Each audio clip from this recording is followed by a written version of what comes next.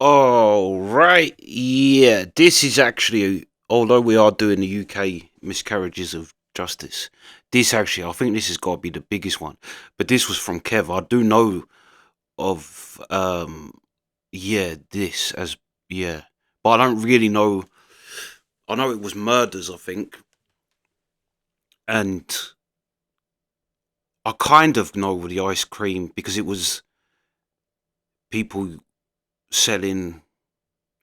I'm not sure actually. I don't know whether it be. But selling stuff from ice cream vans that's not ice cream. I think that's what it was. That was like a business in. But anyway, I'm talking about something I don't really know, and we're about to watch something. But this is actually from Kev's requests. I was going to do the Warren Saney one, but I think I'll do that after this, yeah. But the ice cream wars, Campbell and Steele.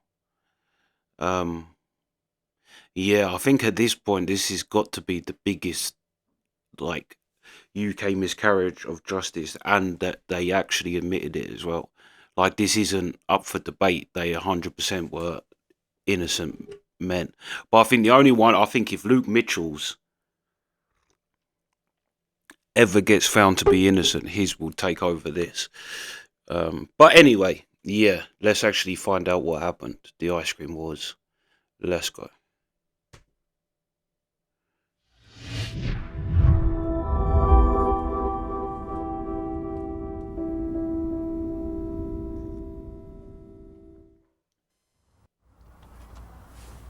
If the judges think they've closed the file on the ice cream wars, they're wrong.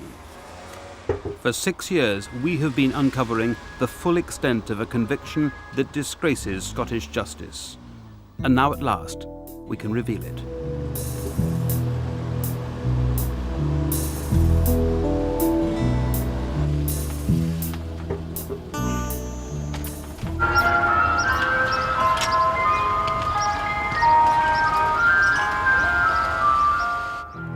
It began one winter's evening 14 years ago in the bleak outer suburbs of Glasgow.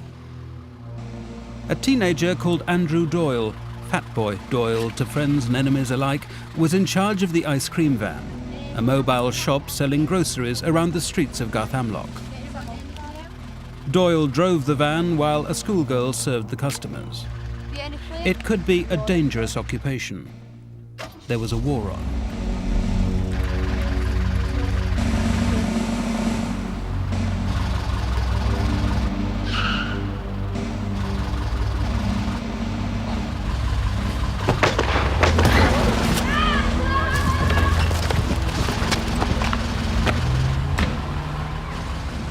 Fat Boy Doyle survived this battle of Glasgow's ice cream wars, only to lose the war itself. In Easter week 1984, he was murdered. So were 5 other members of the Doyle family who died after someone set fire to the flat in which they lived. It was a crime with consequences that were to spread beyond the tragedy itself. For we believe that those responsible have never been brought to justice, and that 2 men innocent of it have already spent more than a decade behind bars. Now we can tell... Okay, yeah, that's what I didn't know. What the actual... I knew it was murders, but yeah. The full story of a crime that shocked Scotland, and of a conviction which, to the despair of many who believe in the superior quality of Scots justice, was upheld this week.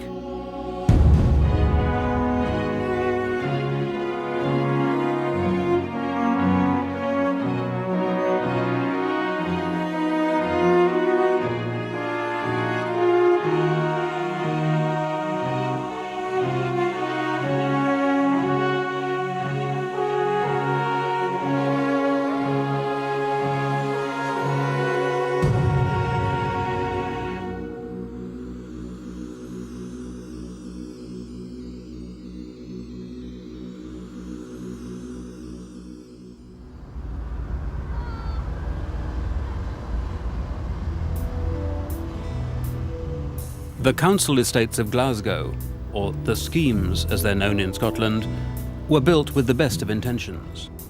An escape from the squalor of Victorian slum tenements, a chance to breathe fresh air, a place to bring up children free from disease, poverty, crime and corruption. That was the intention. These are the schemes.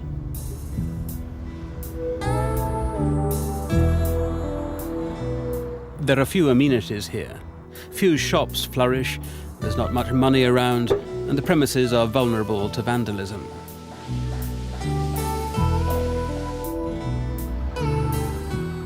So the travelling vans provide a necessary service. There's money in a van round. Back in the 80s, where this story begins, a good round could net you £200 clear profit a week. That's if you could keep your patch to yourself. Rivals were not welcome. Competition was discouraged. So when Agnes Lafferty took her van into the Garthamlock scheme, she knew the established vans would treat her as a trespasser. Well, on the first day there was 5 competition vans brought into the area. Eventually, I think after about a week, there was a third van brought in permanently, and his job was to follow me, and wherever I stopped, for him to stop, to take as much business away from me as possible. Sometimes the tactics took a more sinister turn. Smashing windows, like letting tires down, maybe they'd hole in the side it. You know what I mean? It's going to cost them enough money to get back on the road again, if they could get back on the road again. But it seemed to lose most interest. They wouldn't come back into the scheme again. It cost them too much. I didn't realise there was a threat until such times as my ice cream van had been 4 men had stopped in a car in front of it, jumped out and smashed the windscreen with baseball bats or pick shaft handles, I don't know which it was.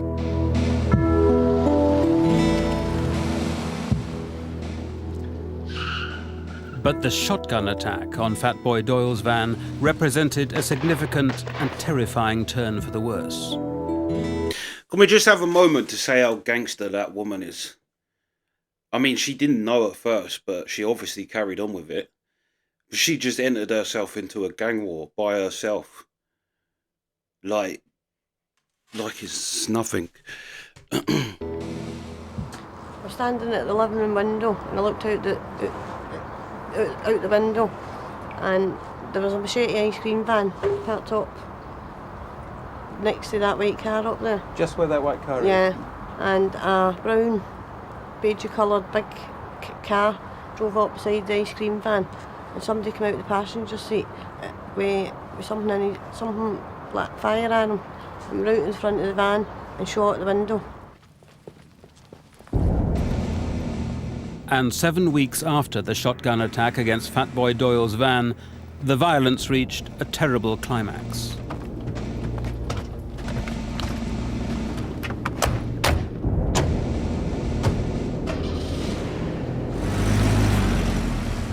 It was in the small hours of Monday, April the 16th, the week before Easter.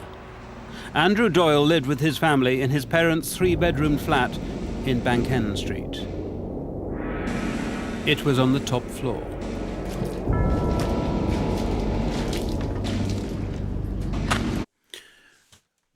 Burning down flats is crazy work. That's crazy. I mean, houses is bad enough because it's not a it's a, what do they like? It's a indeterminate victim, whatever. Like it's not controllable. Do you know what I mean? Once it goes up, but to do it in flats is crazy. Now, granted, they're on the top floor and that kind of helps, I guess. But still, that's some bad shit to burn someone in a flat. Jesus, the kids in that property next door and all over. Do you know what I mean? The flat was unusually crowded that night. 6 people died in the fire, one of them a child of 18 months. There was like a banging, like a loud banging, then just heard all the glass smashing. It must have been the fire, the heat breaking the glass, and then we heard the screaming, the shouting for help. There was a boy actually who ran right up the stairs and tried to get in, but they couldn't get in. The flames were too fierce. The guy was beaten back right away. There was no way he could get in. He had to get himself killed if he even went near it. And the black smoke itself, because when a couple of the family were brought out to the ambulance, some of them were only in their shorts, and their whole bodies were pure black with smoke. Glasgow's a tough city. It's seen a lot. But there was shock at the wanton ferocity of this attack on an innocent family. A team of 50 police officers was seconded to the Ice Cream Wars murders. Over the weeks, they'd interview some 1,500 people, take 4,000 statements. Bank End Street, the scene of the fire, overlooks Barlinnie Prison, one of Scotland's toughest jails. Hardened criminals, or Neds. That ain't just one of Scotland's hardest, that's one of the UK's. I think the only other prison I've heard people say worse things about is Whitemore. But that's more of structurally. Like there's people talk about there being fog in your cell in Whitemore. But in Barlinnie, that's like notorious for the actual guards' treatment of the prisoners, whereas Whitemore, yeah, is more a structural. It's so old and decrepit that literally fogs your cell can get foggy. As they're known north of the border, know that even behind bars they have one negotiable asset: information. Barlinnie's Sea Hall is an unofficial clearinghouse for criminal gossip. And there was one prisoner who seemed to have a lot to say about the Doyle family fire.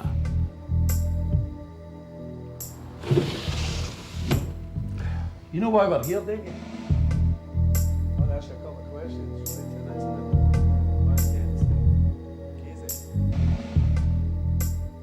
William Love was in prison on suspicion for an armed robbery. He told the police he'd been part of a campaign against Doyle. He said he'd been paid by a relative of a local hard man who also ran a van, Thomas Campbell, known locally as TC. And more critically, Love told them he had information about the fire in which the Doyle family died, the first real lead the police had in the case. Love said he'd overheard a conversation in a local bar, the Netherfield. 3 weeks before the fire, Love said there'd been talk of setting fire to the door of the flat where Doyle lived to give him a fright. Among the plotters, TC, Thomas Campbell. That name again. Love. That could be a point as well, thinking about it. They may not, no, it's still ridiculously careless, but it actually might not have been the intent to kill, but for someone to actually put it out. But that's the trouble with setting fire to people, especially when there's kids in there. Yeah, it's like... But maybe it was that. Maybe that the intent was to scare him and for him to put it out. String of convictions for serious crimes and was facing a long sentence on the armed robbery charge. After helping the police, and unusually given the gravity of the charge he was facing, Love walked free after objections to his bail were suddenly dropped. The authorities said they'd freed him for his own protection. The underworld assumed a deal. Love had grassed up a couple of other Neds in a deal for freedom. And so does one of Glasgow's leading criminal lawyers. No doubt whatsoever about that. He lied, and he made a deal with the prosecution. When the High Court refused bail to someone who's charged with armed robbery on the basis that he's too dangerous to inflict upon the public, and all of a sudden the prosecuting authorities who were opposing his bail withdraw that opposition, that's a deal. It has to be a deal. There's no other word for it. Whatever the motive for his cooperation, the villain Love's story was backed up by a man the police pulled in, Joseph Granger. Being a grass is bad, but a lying grass is just about as low as you can get. Too had a criminal record.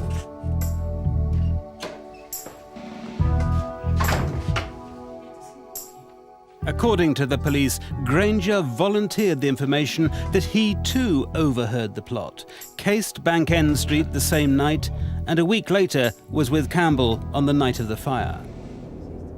Campbell, he said, had waited with another man by a wall while he'd gone off with a criminal called Joseph Steele.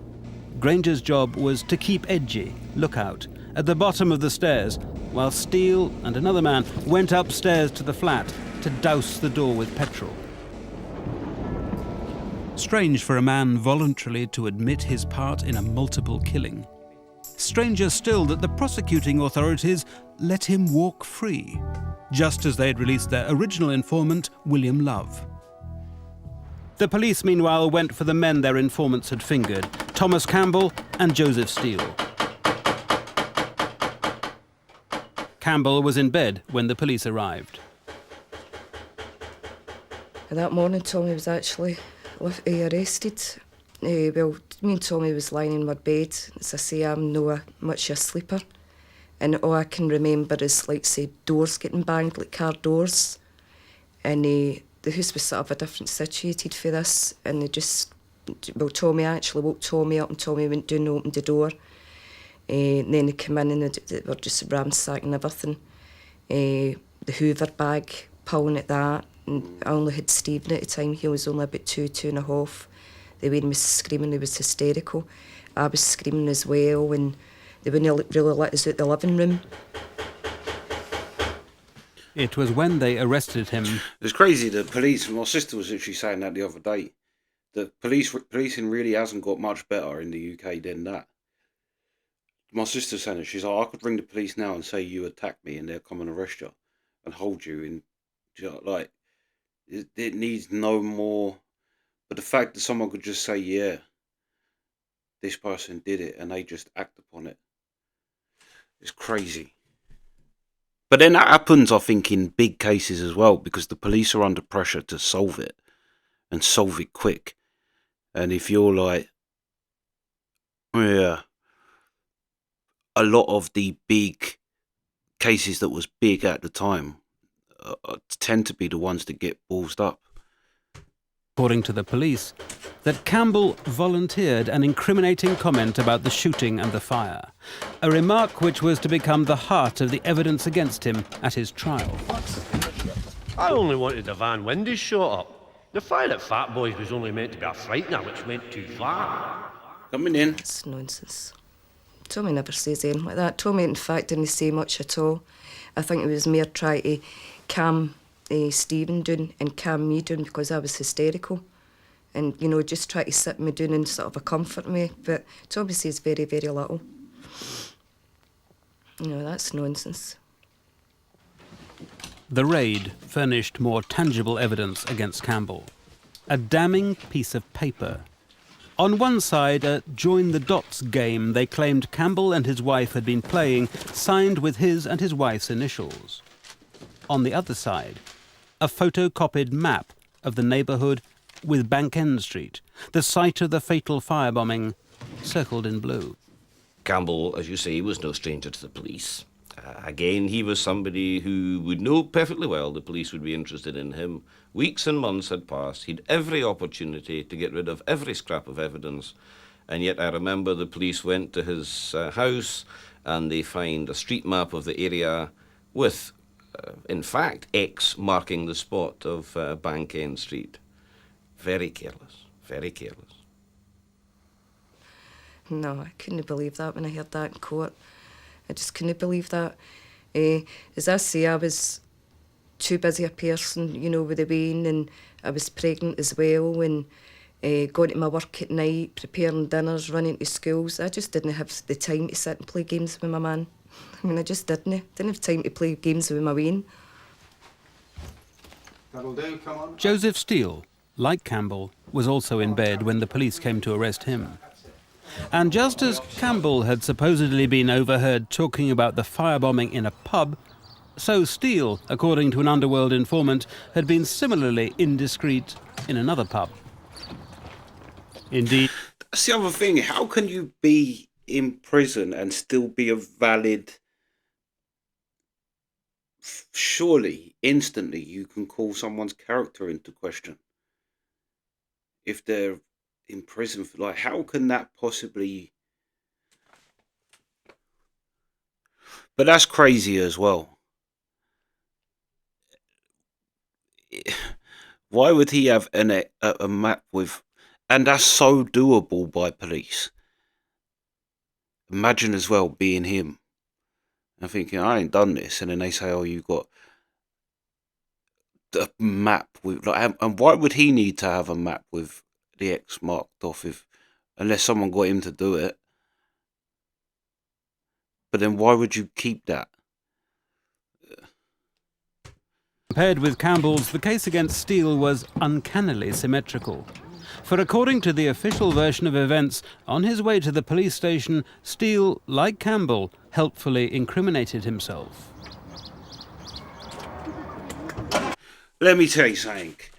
No one back in the day in England was incriminating themselves. No one would talk to police. And definitely not in Scotland. Not now, but not back then.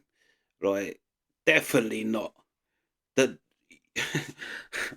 they just so happened to both put themselves in it. Like, yeah, I don't think so. He apparently blurted out 8 words which would provide the basis for his subsequent conviction for murder. Convenient. I'm no the one that lit the match. An implicit admission that he too was at the fire. There were 4 police officers in the car with Steele when he made this remark. Yet according to the police, it was the officer at the wheel who actually noted it down, which must have been rather inconvenient for all concerned because he had to stop the car to do so. At Steele's trial, the defence had a simple analysis of this unusual manoeuvre. Joseph Steele simply hadn't made the remark. The police had simply made it up. But all the officers maintained that they had heard the remark. Indeed, when they came to write it down, their records show that they recollected identically the very dialect, grammar, idiom and usage. I'm no the one that lit the match. I'm no the one that lit the match. I'm no the one that lit the match. I'm no the one that lit the match. That lit the match. Now that was either a remarkable piece of crass stupidity on the part of an experienced man like Steele, or it's something that makes you raise your eyebrows and just wonder. And at the time, I thought it was interesting, shall we say, that with policemen surrounding him on all sides, the one man who's able to write it down and preserve it posterity is the driver of the car. That is crazy. This is crazy. This is crazy. It's so obvious as well. Like, you think you're really that lucky. You, like, so obviously fixing the evidence. Like, and just think of being in their position where you know you're innocent, but then the realization that I'm not getting out. Like, they are putting me as this. Jesus. Yeah. What a coincidence that the person who wrote it down was the person who was driving. It's like you're not even trying at that point. Have a smell around. The Ice Cream Wars trial started at Glasgow High Court in the autumn of 1984. The trial did not run smoothly. Central to the case was the evidence of the self-confessed lookout for the firebombers, Joseph Granger. I put it to you. But at trial, this star eyewitness denied everything. Granger said the police had made up the whole story for him. He hadn't been party to the plot in the pub. He hadn't gone that night to reconnoitre the scene of the murder. You did not tell police officers any of these things, is that right? No. But you told me you remembered signing a statement saying these things. Aye. You knew when you were signing the statements it had all these things in it, is that right? Aye. But you signed the statement not because you told the police these things, but because of what? Pressure and their bullying. Aye. Do you want the ladies and gentlemen to believe that according to everything I've put to you was invented by police officers? I swear on my mother's life I all to do with that fire.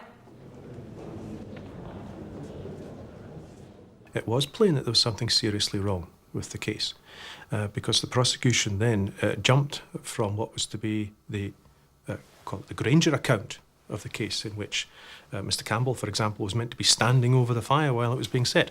They jumped from that to another account, which was, well, Mr. Campbell was probably sitting at his home and having organised it. And they jumped to that position on the basis of the evidence of William Love. Can I ask you this? So Love was now the centrepiece of the prosecution case, with his story of hearing Campbell and Steele plotting the lethal attack in the pub. And central to that story was the date the plot was hatched, a date Love indicated when he gave evidence at the trial. Can I ask you this, Mr. Love? In March of this year, were you present in the Netherfield bar when there was a conversation about Fat Boy, or Andrew Doyle? Yes, sir. Can you remember which day of the week it was? I would say it was the weekend, sir, or near the weekend. What do you mean by that in terms of days? Friday, Saturday. If Friday and Saturday were the 23rd and 24th of March, could it have been either of those dates or one or other of them? Could have been, sir. Yes. The judge accepted that the case stood or fell on Love, who was either telling the... This sounds like the Essex boys. I don't know. I don't think it ever got overturned for them, but I think they just got let out. I don't know whether they admitted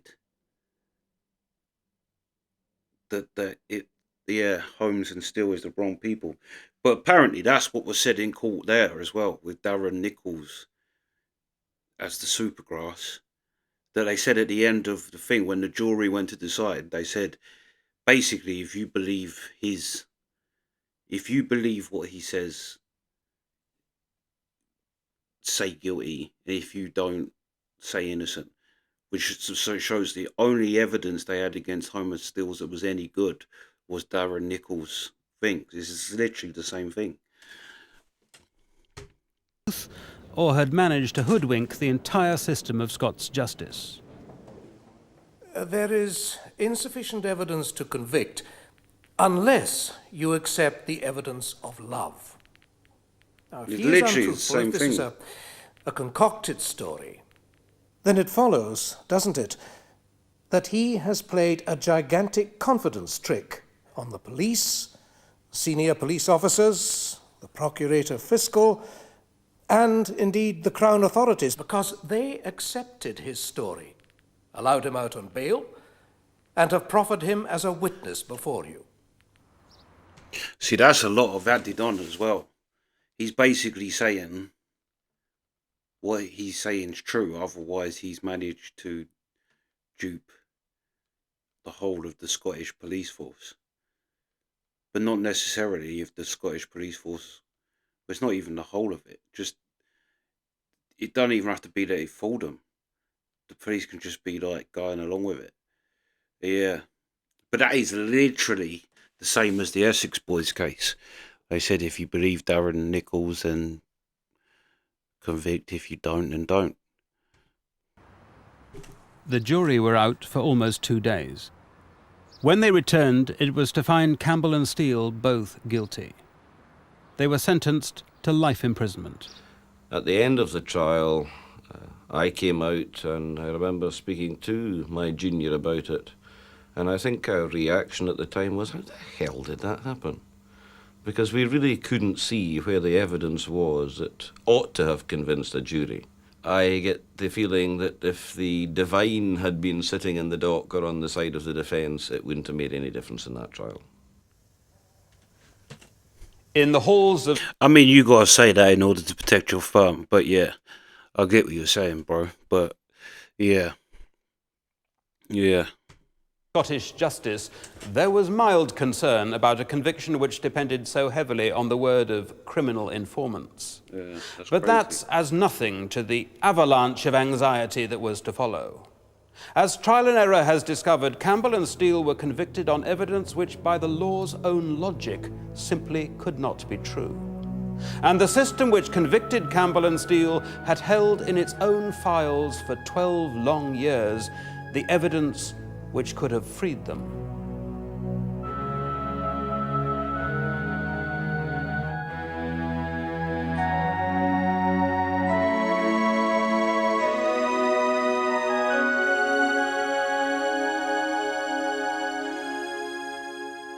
said to the judge, I says, you've sentenced me to life for a crime I never done. And he just looked at us, but deep down I was wanting to scream. This can't be happening. This isn't right. Nobody wins here. There's no winners. There's no victors here. The Doyle family are dead. The innocent are locked in prison. Their families have suffered. The Doyle families have suffered, and the public have been robbed of justice.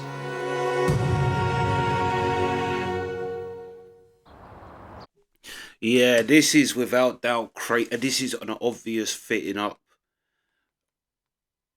And you think, why? Now, they did say that they were both known for police, and maybe it's just that. Maybe they just had it in for them. But, yeah, crazy. And the fact that they're going completely off of, like, how, yeah, that, although it's true, the lawyer has to say that, because otherwise the truth is his lawyer firm ballsed up to clear the innocent men. So he's got to say that even the Messiah himself couldn't have got him out. But I bet that was a true feeling that he thought as well. Like, how did that happen? Like, yeah, how is that? But I wonder at what point with them, that's what I mean. At what point did the realization sink in where you just think, I'm not, like, they are pinning this on me. They've already made their mind up and I'm going to be fitted up. Think of being in that position. Crazy. And the fact that, yeah, the one who said that is very convenient that they both incriminated themselves. But the fact that the driver was the one that, yeah, that's crazy. But yeah, that's part one. That's the reaction. Sweet.